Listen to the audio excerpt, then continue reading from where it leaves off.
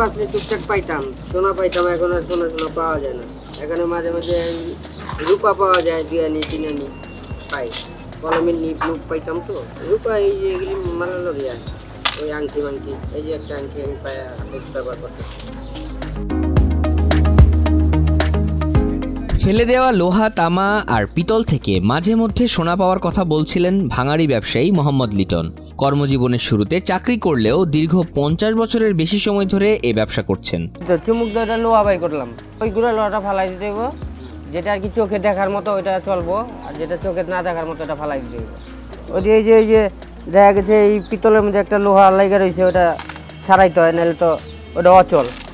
বড় ময়লা ছিল, বড় ময়লা ফালাই ওই গুঁড়া ময়লা ধুয়ে আনছি, ধুয়ে এনে শুকাইতে দিছি। শুকাইলে পরে ওটা আবার বাইছা বাইর করুম মাল।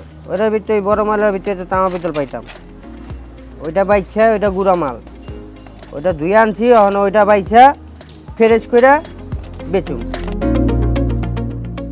রাজধানীর মিটফোর্ট এলাকার বড় ভাঙাড়ি দোকান থেকে ফেলে দেওয়া লোহা লক্কর সহ নানা জিনিস কিনে আনেন লিটন।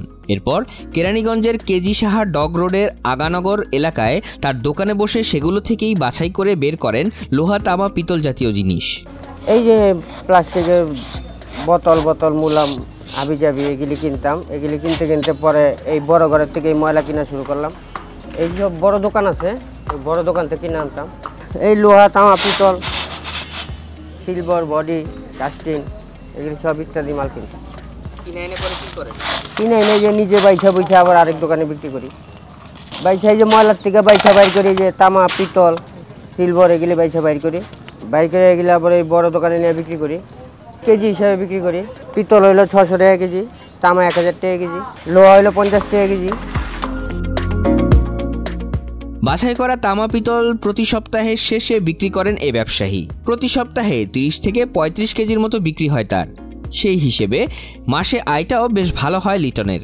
এটা হলো সপ্তাহে বেশি বা 4-5 দিন পরে একদিন বেচি। এবার এই যে সব মিলে 30-35 কেজি মাল হয়। তারপরে বাইচা বেচি, কোনোটা 2 কেজি, কোনোটা 3 কেজি, কোনোটা 5 কেজি। তামা পিতল আলগা আলগা করলে মনে করেন যে 2000, 4000, 5000, 8-10 হাজার টাকা বিক্রি হয় সপ্তাহে। বিভিন্ন প্রতিষ্ঠান থেকে লিটনের কাছ থেকে তামা, পিতল আর লোহার টুকরা কিনে নিয়ে যায় ব্যবসায়ীরা। এরপর সেগুলো দিয়ে তৈরি হয় নানা পণ্য। এটা নিয়ে তারা আবার গালায়া অনেক ধরনের মাল বানায়। থাল বানায়, পিতলের বদনি বানায়, বাটি বানায়, চামচ বানায়। আমরা এখানেই বেচি, এখান থেকে যায় কারখানায়, কারখানা লিয়া বানায় নানান ধরনের জিনিস। লিটন ছাড়াও এই এলাকায় এ ধরনের বেশ কয়েকটি দোকান রয়েছে বলে জানান এই ব্যবসায়ী।